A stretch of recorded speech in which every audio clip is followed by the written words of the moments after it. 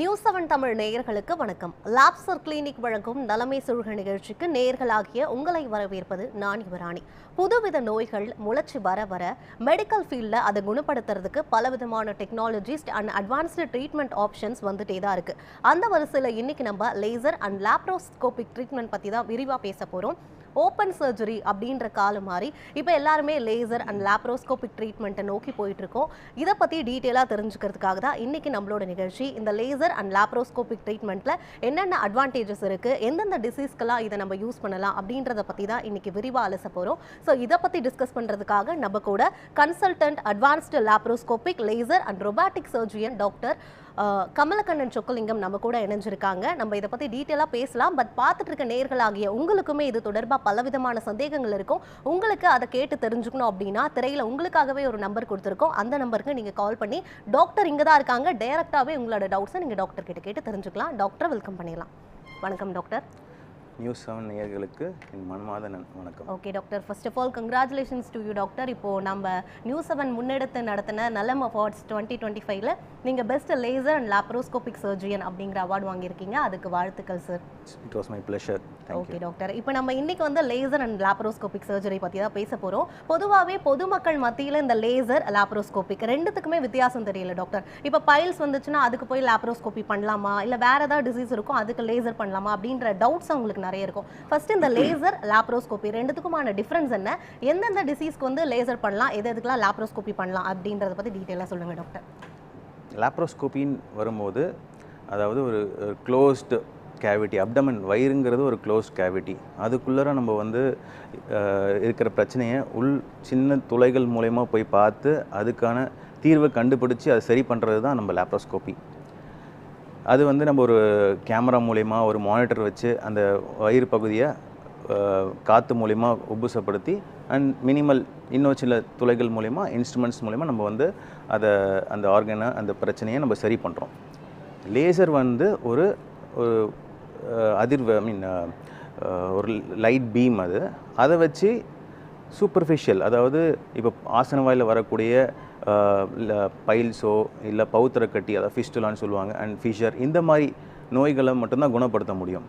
So laser கொண்டு வயிற்றுக்குள்ளே இருக்க பிரச்சனையை நம்ம சரி பண்ண முடியாது. அதேமாதிரி லாப்ரோஸ்கோப்பி கொண்டு ஆசன வாயில் வர பிரச்சனைகளை சரி பண்ண முடியாது. ஸோ ரெண்டுமே வேறு வேறு.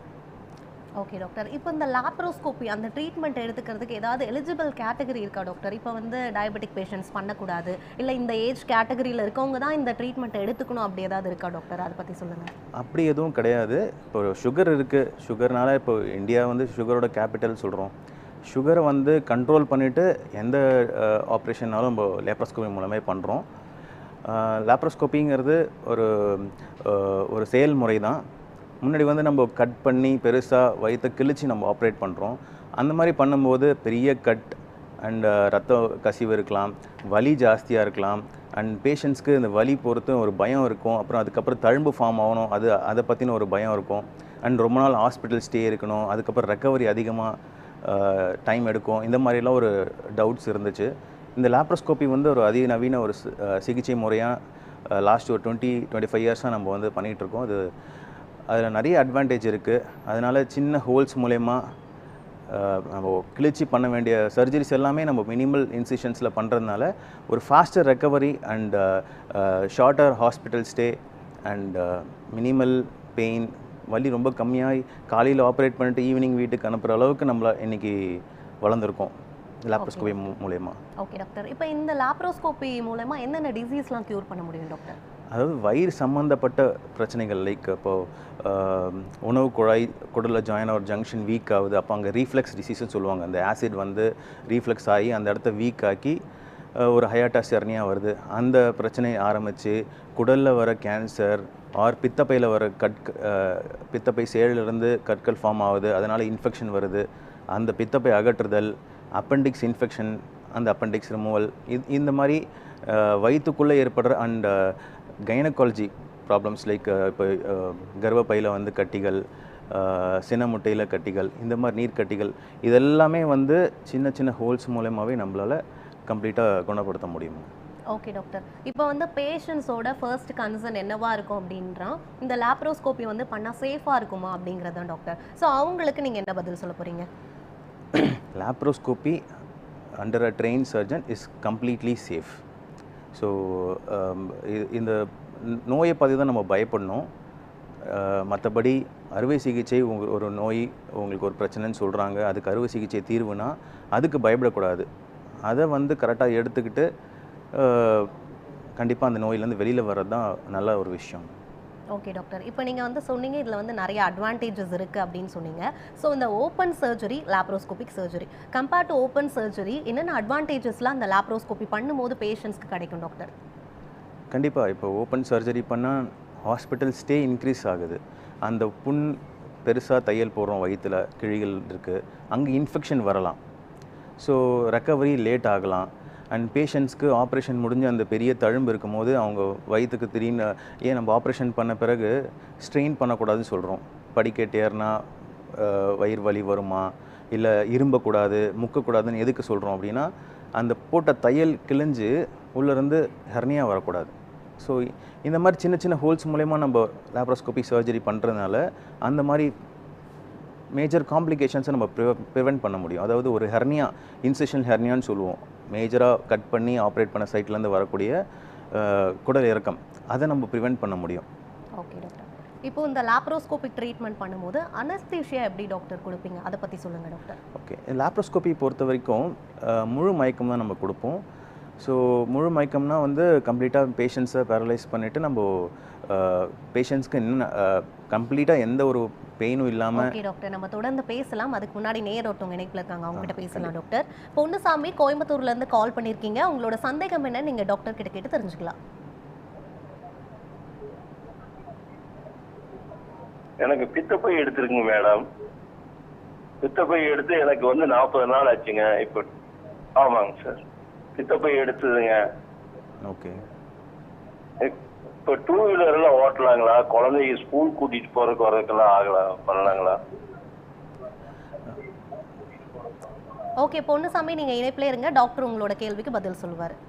பித்தப்பை ஆப்ரேஷன் எதை மூலயமா பண்ணாங்க? ஓப்பன் பண்ணி பண்ணாங்களா, லேப்ரோஸ்கோபி மெத்தடில் பண்ணாங்களா பொன்னுசாமி? லேப்ரோஸ்கோபி பண்ணாங்களா டாக்டர்? லேப்ரோஸ்கோபி பண்ணாங்கன்னா கண்டிப்பாக நீங்கள் பைக் ஓட்டலாம். உங்கள் அன்றாட வாழ்க்கை ஒரு 40 நாள் ஆயிடுச்சுன்னு சொல்கிறீங்க, நீங்கள் நார்மலாக இருக்கலாம், எந்த பிரச்சனையும் கிடையாது. மேஜராக வெயிட் லிஃப்ட் பண்ணுறதை மட்டும் அவாய்ட் பண்ணணும். மற்றபடி நீங்கள் இயல்பாக டே டு டே லைஃப்பில் என்னென்ன பண்ணணுமோ அதெல்லாமே நார்மலாக பண்ணிக்கலாம். ஓகே டாக்டர், உங்களோட ஆன்சர் அவங்களுக்கு கண்டிப்பாக யூஸ்ஃபுல்லாக இருந்திருக்கும். நீங்கள் வந்து அனஸ்தீஷியா பற்றி பேசிட்டு இருந்தீங்க, தொடர்ந்து நம்ம அதை பற்றி பேசலாம் டாக்டர். ஸோ சொல்லுங்கள். இந்த லேப்ரோஸ்கோபி வந்து யாருக்கு நம்ம பண்ண முடியாதுன்னா, இந்த அனஸ்தீஷியாவுக்கு ஃபிட்டாக இருக்கவங்க, இப்போ இருதய கோளாறு இருக்குது, இந்த இருதயம் வந்து இந்த அனஸ்தீஷியா தாங்க முடியாது அப்படின்னா கண்டிப்பாக அவங்களுக்கு மட்டும்தான் இந்த லேப்ரோஸ்கோபி பண்ண முடியாத சிச்சுவேஷன். மற்றபடி எல்லாருக்குமே நம்ம பண்ணுறோம். ஒரு வயசு வந்து இதுக்கு ஒரு வரம்பு கிடையாது. 80 வயசு 90 வயசுலையும் நம்ம லேப்ரோஸ்கோபி மூலிமா நம்ம ஆப்ரேட் பண்ணி சரி பண்ணுறோம். ஓகே டாக்டர், இப்போ பார்த்தோம்னா நிறைய ஃபெர்டிலிட்டி சென்டர்ஸில் வந்து லேப்ரோஸ்கோபி யூஸ் பண்ணி வந்து ஃபெர்டிலிட்டி ரேட்டை வந்து இன்க்ரீஸ் பண்ணுறாங்க டாக்டர். இப்போ இது வந்து சேஃபான மெத்தட் தானா? இதை வந்து மக்கள் எடுத்துக்கலாமா டாக்டர்?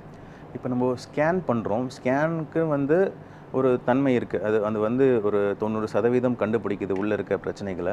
அதை தாண்டி நம்ம லேப்ரோஸ்கோபி எதுக்கு பண்ணுறோம்னா, இப்போது ஃபெர்டிலிட்டி பொறுத்த வரைக்கும் அந்த சென முட்டையிலேருந்து அந்த முட்டை வந்து யூட்ரஸ்க்கு வந்தால் தான் உருவாகும். ஸோ அந்த பாதை கரெக்டாக இருக்கான்னு நம்ம எப்படி செக் பண்ண முடியும்? லேப்ரோஸ்கோபி மூலிமா உள்ளே போய் பார்த்துட்டு கீழேருந்து ஒரு டை இன்ஜெக்ட் பண்ணோமா, அந்த டியூப் பேட்டண்ட்டாக இருந்தால் அந்த டை உள்ளே வரும். ஸோ அது மூலயமா இன்ஃபர்டிலிட்டிக்கு நம்ம மோரோவர் சென முட்டையில் வந்து நீர்க்கட்டிகள் இருக்குது, அதையும் நம்ம லேப்ரோஸ்கோபி மூலயமா நம்ம சரி பண்ண முடியும். ஸோ இது வந்து ஃபர்டிலிட்டி கண்டிப்பாக ஹெல்ப் பண்ணும். ஓகே, இது கண்டிப்பாக யூஸ்ஃபுல்லான மெத்தட் தான், ஒரு சேஃபான மெத்தட். சேஃபான மெத்தட் தான் அது. ஓகே டாக்டர், இப்போ லேப்ரோஸ்கோப்பியில் டிசீஸ் இருக்குல்ல டாக்டர், அதாவது குடல் இறக்கம் ஏற்பட்டுச்சுன்னா இல்லை டயபெட்டிக், அது எப்படி டாக்டர் லேப்ரோஸ்கோப்பி மூலமாக க்யூர் பண்ணுறது? குடல் இறக்கம் ரொம்ப காமனான ஒரு ப்ராப்ளம் நம்ம ஃபேஸ் பண்ணிகிட்டு இருக்கோம்.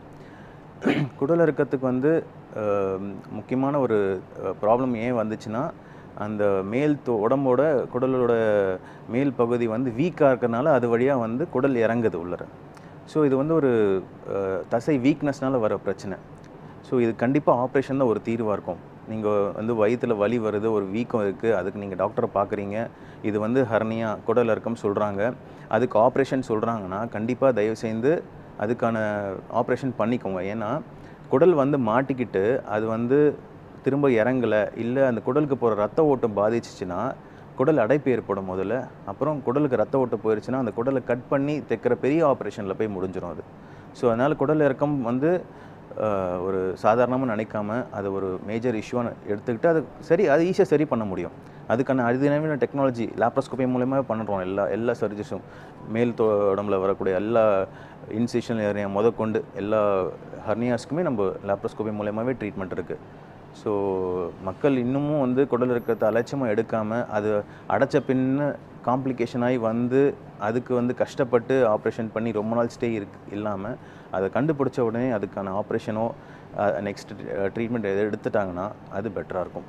ஓகே டாக்டர், அதே மாதிரி டயபெட்டிக் பேஷண்ட்ஸ்க்கும் சொல்லிடுங்க டாக்டர், அவங்களும் அதை எடுத்துக்கலாமா, இல்லை அவங்களுக்கு ஏதாவது காம்ப்ளிகேஷன்ஸ் இருக்க வாய்ப்பு இருக்கா?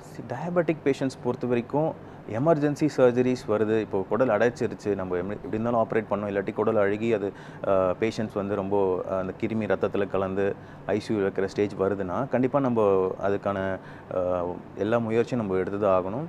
லைக் டயபெட்டிஸ் உடனே கண்ட்ரோல் பண்ணி உடனே ஆப்ரேஷன் பண்ணி சரி பண்ணுறோம். இன்கேஸ் சுகர் இருக்குது, அவங்களுக்கு வந்து எலக்டிவாக நம்ம ஆப்ரேட் பண்ண போகிறோம், எமர்ஜென்சி இல்லை அப்படின்னா சுகரை கண்ட்ரோல் பண்ணிவிட்டு நம்ம ஆப்ரேட் பண்ணிக்கலாம், எந்த பிரச்சனையும் கிடையாது. சுகர் வந்து ஒரு கான்ட்ராண்டிகேஷன் கிடையாது இந்த ஆப்ரேஷன் பண்ணுறதுக்கு. சுகர் இருந்தாலும் சரி, ரத்த கொதிப்பு இருந்தாலும் சரி, கண்டிப்பாக இது பண்ணலாம். ஒன்லி ஹார்ட் கண்டிஷன் நல்லா இருக்குது, ஹார்ட்டால் தாங்க முடியும் இந்த லாப்ரோஸ்கோபி பண்ணுறதுக்கு, அந்த மயக்கம் தாங்க முடியும் அப்படின்னா கண்டிப்பாக நம்ம லாப்ரோஸ்கோபி பண்ணலாம். ஓகே டாக்டர், இப்போ நீங்கள் சொன்னீங்க இதில் வந்து டைம் வந்து கம்மி தான், ரெக்கவரி டைம் வந்து கம்மி தான் அப்படின்னு சொன்னீங்க. ஸோ வந்து இந்த சர்ஜரி முடிஞ்சு எத்தனை நாளில் வந்து நம்ம வேலைக்கு போகலாம்? அது மட்டும் இல்லாமல் இப்போ ஓப்பன் சர்ஜரி பண்ண அட்லீஸ்ட் வந்து 1 வீக்காவது வந்து பெட் ரெஸ்ட் வந்து கண்டிப்பாக எடுக்க சொல்லுவாங்க டாக்டர். ஸோ இப்போ இந்த லாப்ரோஸ்கோபி பண்ணுறது மூலிமா எவ்வளோ நாளில் வந்து அவங்க வேலைக்கு போகலாம், அன்றாட வாழ்வை எப்போ பண்ணலாம் சார்? நான் உங்களுக்கு முன்னாடி சொன்ன மாதிரி தான், இப்போது அப்பெண்டிக் சர்ஜரி இருக்குது, காம்ப்ளிகேஷன் இல்லாத அப்பெண்டிக் சர்ஜரி இருக்குது. காலையில் ஆப்ரேட் பண்ணிவிட்டு சாயந்தரமே டிஸ்சார்ஜ் பண்ணுற அளவுக்கு நம்ம வளர்ந்துருப்போம் இன்றைக்கி. இதே ஹர்னியா ஆப்ரேஷன் இருக்குது, ஹர்னியா ஆப்ரேஷன் கூட மறுநாளே டிஸ்சார்ஜ் பண்ணுறோம், ஒரு நாள் மட்டும்தான் ஸ்டே இருக்க மாதிரி இருக்கும் மேக்ஸிமம். இப்போ அது கூட நம்ம வந்து டே கேராக கூட பண்ணிகிட்ருக்கோம். அண்ட் பேஷண்ட் மறுநாளே எழுந்துச்சு நடக்கலாம், நார்மலாக ஸ்டெப்ஸ் ஏறலாம், அவங்களோட அன்றாட வாழ்க்கையை அவங்க ஸ்டார்ட் பண்ணிக்கலாம். எக்ஸப்ட் ஃபார் ரொம்ப ப்ரெஷர் கொடுக்காமல் இருந்தால் மட்டும் போதும் வயிற்றுக்கு, மற்றபடி அவங்க நார்மலாக இருந்துக்கலாம், எந்த பிரச்சனையும் கிடையாது. ஓகே டாக்டர், இப்போ வந்து இந்த லாப்ரோஸ்கோபி ட்ரீட்மெண்ட்டை வந்து பேஷண்ட்ஸ் சூஸ் பண்ணி பண்ணணும் அப்படின்னு நினைக்கும் போது எவ்வளோ காஸ்ட் ஆகும் டாக்டர்? அவங்களால இதை வந்து அஃபோர்ட் பண்ண முடியுமா? ஓப்பன் சர்ஜரி காட்டிலும் ஒரு 10லேருந்து 20% அதிகமாக தான் இருக்கும். ஏன்னா வந்து லாப்ரோஸ்கோபி கருவி அதுக்கான சார்ஜஸ் இருக்குது. அண்ட் இப்போது நம்ம ஹர்னியான்னு பார்க்கும்போது குடல் இருக்கிறதுக்கு நம்ம வந்து எக்ஸ்ட்ராவாக ஒரு மெஷின் ஒன்று வைப்போம். மெஷின் வந்து எதுக்குன்னா அந்த வீக்னஸ்னால தான் அந்த ஹர்னியா வருதுன்னு சொன்னேன். அந்த வீக்னஸ்க்கு நம்ம வந்து ஒரு சப்போர்ட் தரணும் அந்த இடத்துக்கு.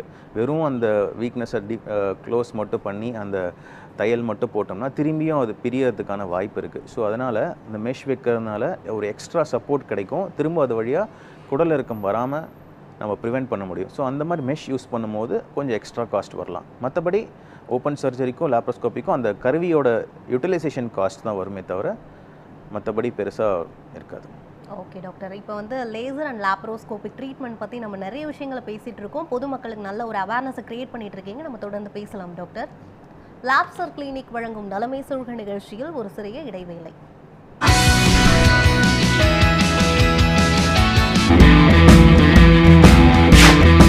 நியூஸ் 7 தமிழ் மற்றும் நேஷனல் இன்ஸ்டிடியூட் ஆஃப் ஜர்னலிசம் இணைந்து வழங்கும் பயிற்சி பட்டறை.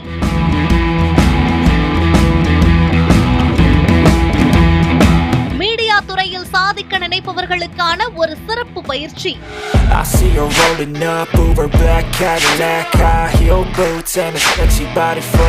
பயிற்சி திட்ட சிறப்பம்சங்கள்: முன்னணி ஊடக நிபுணர்களால் நடத்தப்படும் ஆன்லைன் வகுப்புகள், நியூஸ் 7 தமிழ் ஸ்டுடியோவில் நேரடி பயிற்சி, இந்திய அரசால் அங்கீகரிக்கப்பட்ட சான்றிதழ், வெற்றி பெறும் மாணவர்களுக்கு உடனடி வேலை வாய்ப்பு.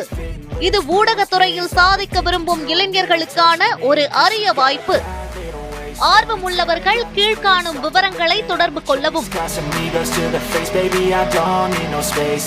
குப்பத்தொட்டு வச்சு அங்க பாருங்க, அதை எடுங்க.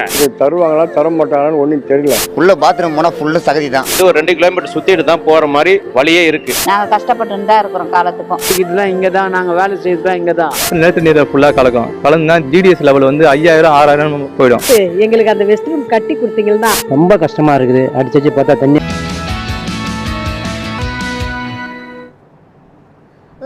கிளினிக் வழங்கும் நலமே சொல்க நிகழ்ச்சி மீண்டும் தொடர்கிறது. டாக்டர், இப்போ வந்து நம்ம லாப்ரோஸ்கோபி பற்றி பேசிகிட்டு இருந்தோம். அடுத்ததான் வந்து நம்ம லேசர் ட்ரீட்மெண்ட் பற்றி பேசலாம் டாக்டர். இப்போ லேசர் ட்ரீட்மெண்ட் எப்படி அப்படிங்கிறத நீங்கள் ஸ்டார்டிங்கில் வந்து சொல்லியிருந்தீங்க, கதிர்வீச்சு மூலமாக வந்து நம்ம பண்ணுவோம் அப்படின்னு சொல்லிட்டு. ஸோ இந்த லேசர் ட்ரீட்மெண்ட் எந்தெந்த டிசீஸ்க்கெல்லாம் நீங்கள் பண்ணுவீங்க டாக்டர்?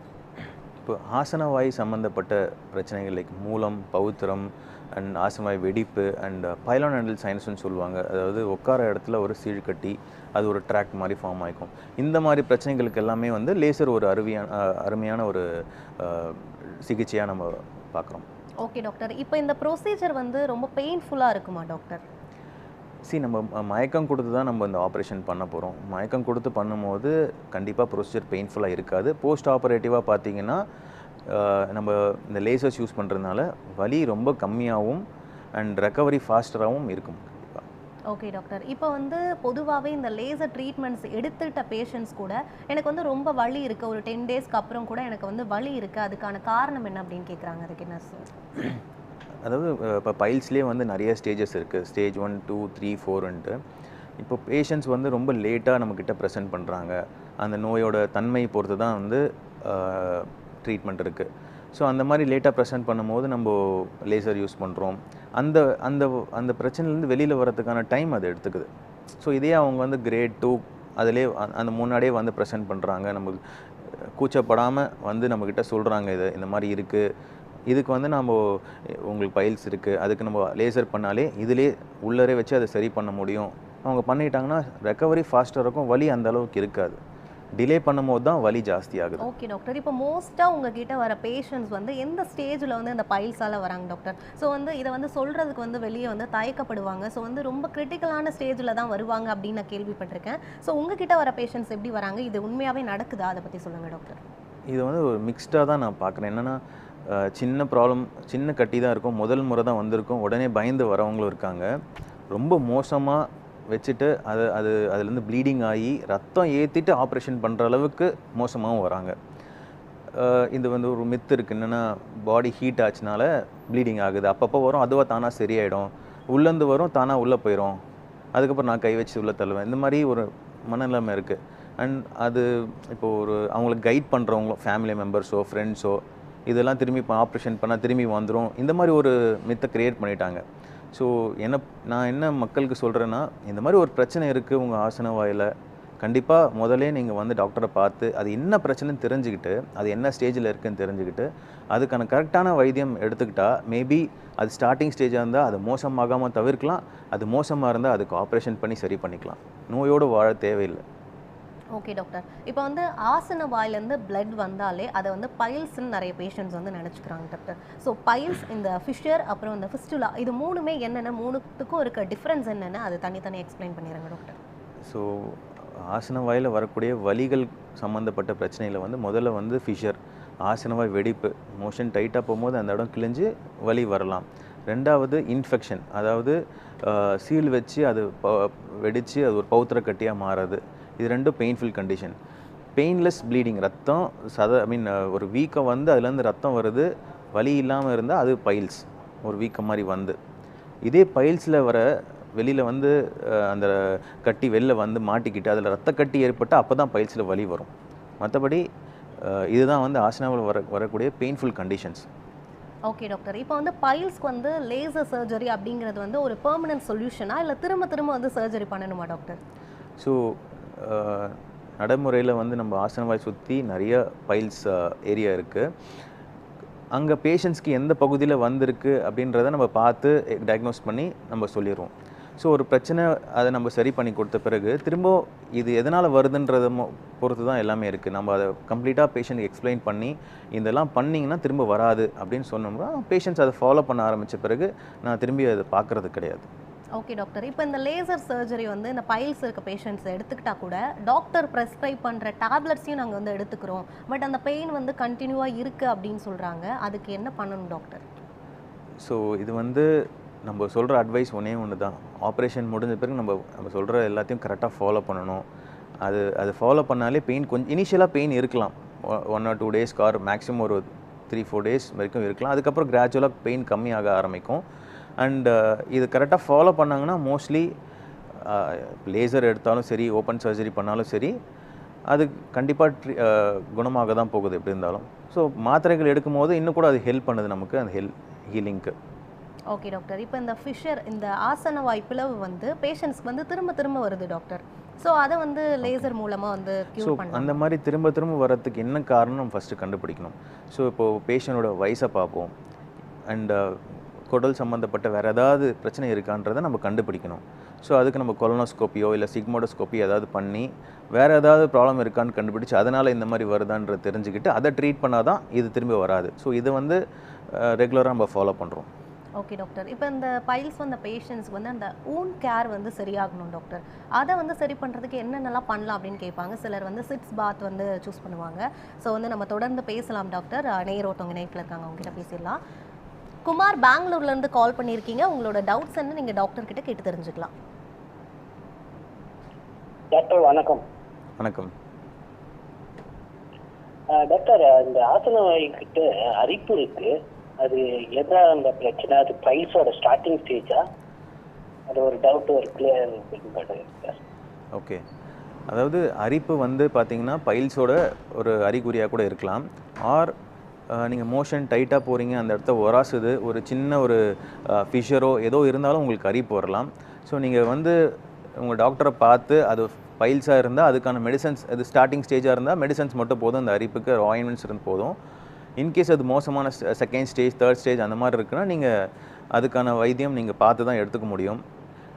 இது வந்து டாக்டர்கிட்ட காமிக்கிறதுக்கு கூச்சப்பட்டுட்டு நீங்கள் வந்து கூகுளோ இல்லை மெடிக்கல் ஷாப்பில் மருந்து வாங்கி சாப்பிட்டீங்கன்னா அது மோசமாக தான் ஆக போகுது. ஸோ கரெக்டாக நீங்கள் வந்து ஏன்னா இந்த இடத்த பார்த்தா தான் நம்ம வந்து அது எதனால் உங்களுக்கு அரிப்பு இருக்குன்றது தெரிஞ்சுக்க முடியும்.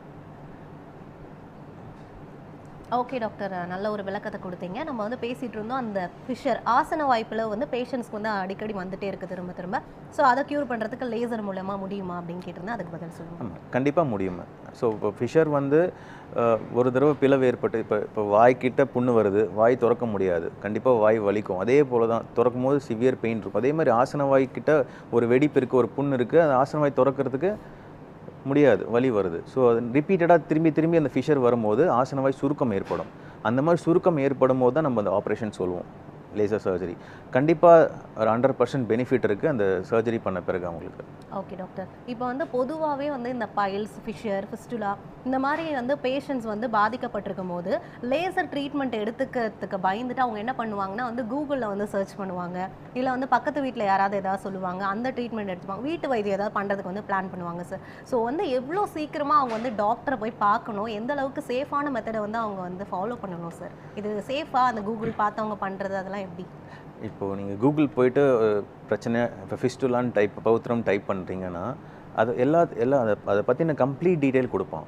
ஸோ உங்களுக்கு என்ன பிரச்சனை இருக்குது, நீங்கள் எந்த ஸ்டேஜில் இருக்கீங்கன்றது தெரியாது. ஸோ உங்கள் டாக்டரை நீங்கள் போய் பார்த்து அவங்க அதுக்கான ஒரு ஸ்கேன் சொல்கிறாங்க, அது எடுத்தால் தான் நம்மளை வந்து அது என்ன டைப் ஆஃப் ஃபிஸ்டுலா, எந்த ஸ்டேஜில் இருக்குது, அது காம்ப்ளிகேட்டடா, நாட் காம்ப்ளிகேட்டடா, சிம்பிளாக, இது எல்லாமே நம்ம வந்து தெரிஞ்சுக்க முடியும். ஸோ கூகுள் வந்து ஒரு it's a collection of informations, ஒரு டேட்டா இருக்காங்க. பட் அதில் நீங்கள் எந்த இதில் வரீங்கன்றதை நம்ம வந்து தெரிஞ்சுக்கணும், டாக்டர் பார்த்தா தான் தெரிஞ்சுக்க முடியும். கூகுள் வந்து கூகுள் மட்டுமே நம்புறதுங்கிறது ரொம்ப தவறான ஒரு கருத்து. ஓகே டாக்டர், இப்போ இந்த பெயின் பற்றி நம்ம பேசிகிட்டு இருந்தோம்ல டாக்டர், இப்போ அந்த பெயின்காக வந்து ஆயின்மெண்ட்ஸ் யூஸ் பண்ணலாமான்னு சில பேஷண்ட்ஸ் வந்து கேட்குறாங்களா, அதை பற்றி சொல்லுங்கள் டாக்டர். கண்டிப்பாக ஆயின்மெண்ட்ஸ் யூஸ் பண்ணலாமா? நீங்கள் சிட்ஸ் பாத் பற்றி சொன்னீங்க, அது ஒரு ட்ரீட்மெண்ட் தான். கண்டிப்பாக சிட்ஸ் பாத் பண்ணணும், கொஞ்சம் அந்த இடம் ரிலாக்ஸ் ஆகும், வலி கம்மியாகும். அதே மாதிரி ஆயின்மெண்ட்ஸும் கண்டிப்பாக நம்ம ரெகுலராக கொடுத்துட்டு தான் இருக்கும் பேஷண்ட்ஸ்க்கு. ஸோ இமீடியட்டாக அந்த இடத்துல ஒரு ஆயின்மெண்ட் கொடுக்கும்போது அந்த வலி கொஞ்சம் குறையுது, அண்ட் ஹூன் ஹீலிங்க்கும் அது ஹெல்ப் பண்ணுது. ஓகே டாக்டர், இப்போ ஒரு பேஷண்ட்ஸ்க்கு வந்து பிளட் ப்ளீடிங் வந்து வருது அப்படின்னா அவங்க உடனடியாக டாக்டரை போய் கன்சல்ட் பண்ணுமா டாக்டர்? கண்டிப்பாக. இது வந்து பாடி ஹீட்டுன்னு சொல்லிட்டு அலட்சியமாக விடாதீங்க. ஒரு கன்சல்டேஷன் எடுக்கிறதுனால உங்களுக்கு என்ன பிரச்சனை, அது உண்மையிலே பைல்ஸ் தானா, இல்லை வேறு எங்கே இருந்தால் சதைக்கட்டி, பாலிப்புன்னு சொல்லுவோம், அந்த கட்டிலேருந்து ரத்தம் வருதான்ற தெரிஞ்சுக்க முடியும் நம்மளால். ஓகே டாக்டர், இப்போ வந்து பேஷண்ட்ஸ், இந்த பைல்ஸ் பேஷண்ட்ஸ் வந்து லிக்விட் டயட்டை வந்து சூஸ் பண்ணுமா இல்லை சாலிட் டயட்டை வந்து சூஸ் பண்ணுமா? என்ன மாதிரியான டயட்டை வந்து அவங்க ஃபாலோ பண்ணணும் டாக்டர்? கரெக்ட். ஸோ நம்ம மலச்சிக்கல் தான் மூல காரணம் இந்த பைல்ஸ் வரத்துக்கு. ஸோ மோஷன் டைட் ஆகாமல் போகணும்னா நல்லா ஹைட்ரேட் பண்ணணும், நல்லா வாட்டர் எடுத்துக்கணும், அண்ட் நார் சத்து, எல்லா ஃபைபர்ஸ், நல்ல காய்கறிகள், பழங்கள் இதெல்லாமே எடுத்துக்கிட்டால் தான் ஒரு பேலன்ஸ் டயட் எடுத்துக்கிட்டால் பெட்டராக இருக்கும். ஸோ மலம் டைட்டாக போகக்கூடாது. அந்த ப்ரெஷர் இல்லைன்னா பைல்ஸோ ஆசன வாயில் எந்த பிரச்சனையும் வர்றதுக்கான வாய்ப்பு ரொம்ப கம்மி. ஓகே டாக்டர், இப்போ பைல்ஸ்க்கு வந்து 5 லேசர் சர்ஜரி வரைக்கும் பண்ணணும் அப்படின்னு சொல்கிறாங்களே, அது ரொம்ப அவசியமானதா? அது பண்ணணுமா? 5 டைம் வரைக்கும் அது போகுமா டாக்டர்? அப்படியெல்லாம் கிடையாது.